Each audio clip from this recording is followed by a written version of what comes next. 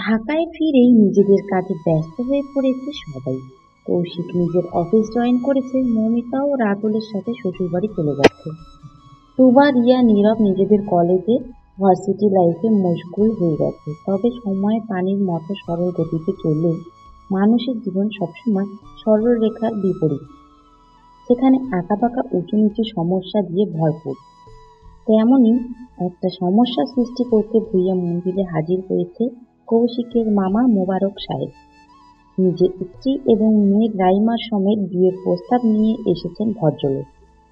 স্বাভাবিকভাবেই বাড়িতে আত্মীয় আগমন ঘটায় সবাই খাতির যত্নে লেগে পড়েছে।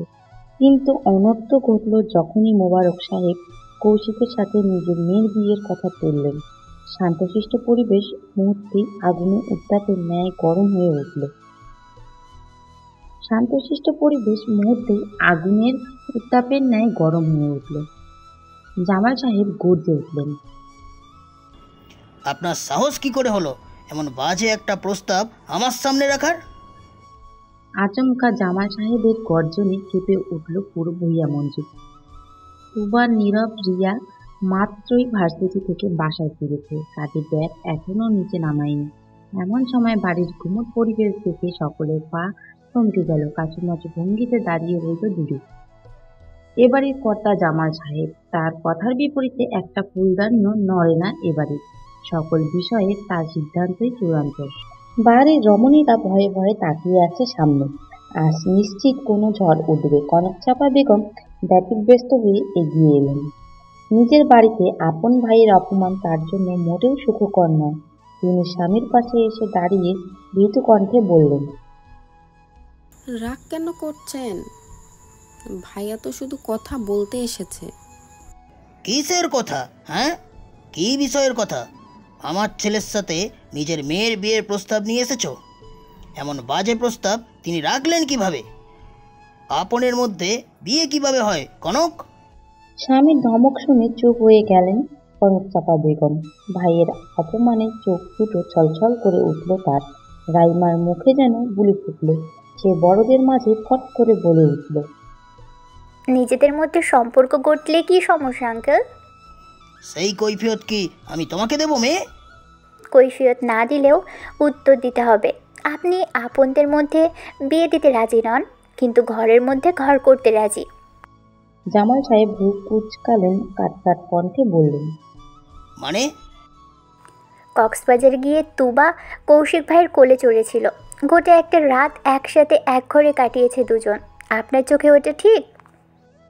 আচমকা নিজের দিকে ছুটে আসায় চমকে উঠল তুবা। ভয়ে বোধ জ্ঞান হারিয়ে ফেলল। মুহূর্তেই উত্তর দেওয়ার মতো কোনো উপযুক্ত জবাব খুঁজে পেল না। পরপরই পুরো পরিবারের দৃষ্টি একজোট পড়ল তুবার ওপর। ভয়ে উত্তেজনায় তুবার জ্ঞান হারানোর উপক্রম। মাথাটা কেমন যেন ফাঁকা ফাঁকা লাগছে। এই মুহূর্তে কৌশিককে তুবার খুব করে প্রয়োজন।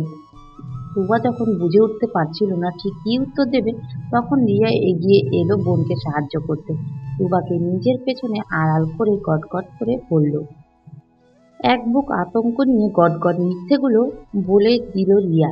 আগে পিছে কোনো কিছুই ভাবলো না। এই মুহূর্তে তার একটাই চাওয়া, বোনকে সবার হাত থেকে বাঁচানোর। রিয়ার সবগুলো কথা নীরবের মাথার উপর দিয়ে গেল। তুবাকে বাঁচাতে বোনের সাথে তাল মেলালো। তোতা পাখির মতো মাথা নেড়ে বলল, হ্যাঁ হ্যাঁ চাচ্চু, রিয়া ঠিক, রাইমা ভুল। জামাল সাহেব নিজের বাচ্চাদের কথা এক বাক্যে বিশ্বাস করে নিলেন। পরপরই ঘাড় ঘুরিয়ে রাইমার পানে তাকালেন। এক ঝুড়ি মিথ্যে শুনে হতভম্ব হয়ে তাকিয়ে আছে রাইমা। ওদের ভাই বোনের পেট ভর্তি এত মিথ্যে, সেটা রাইমা আগে জানত না। সে বুঝতে পারছে না মানুষ এত কনফিডেন্স নিয়ে এত এত মিথ্যে কিভাবে বলতে পারে, তাও আবার এত সাজিয়ে গুছিয়ে।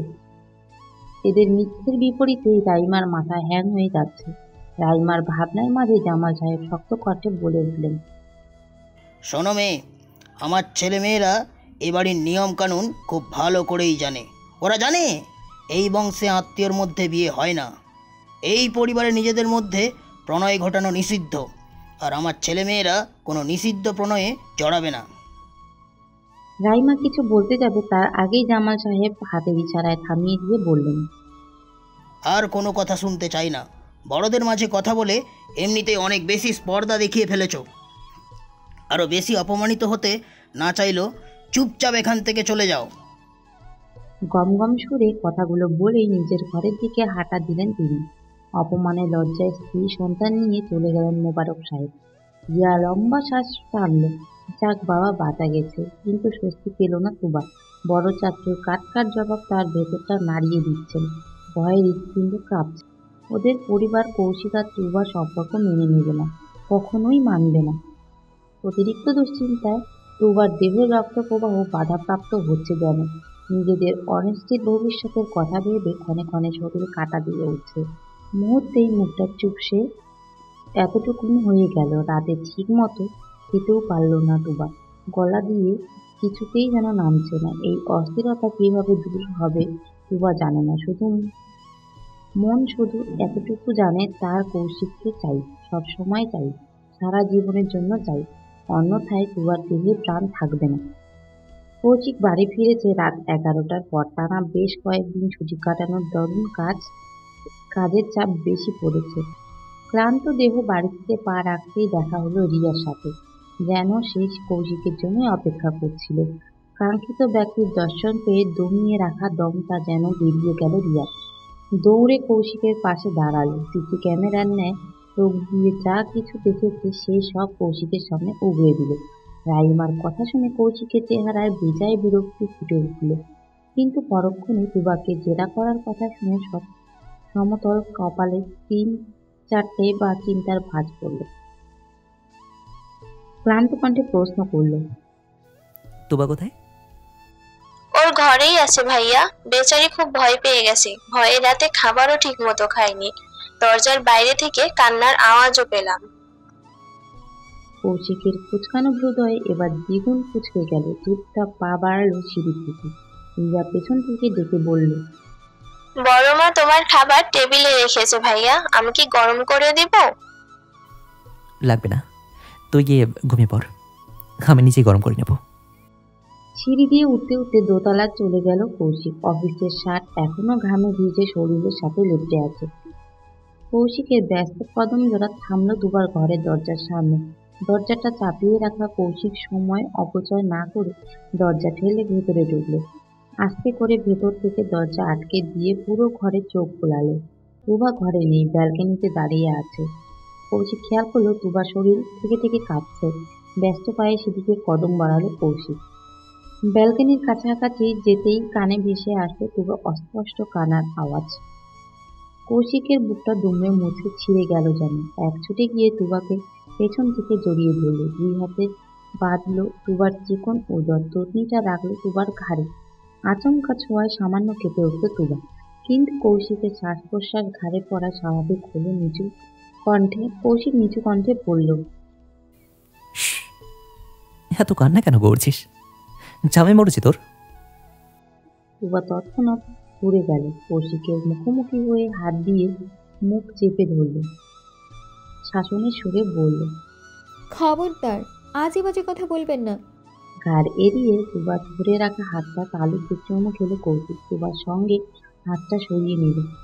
মনে মনে বিরক্তও হলো বেশ। লোকটা সব সময় ফাজলামি। তুবা রাগ করে বলল, সিরিয়াস মুহূর্তে চুমু দেওয়ার মুড আসে কি করে আপনার? তোকে আদর করার মুড আমার সবসময় থাকে। দেখতে চাস? আদর দিয়ে দেখাই।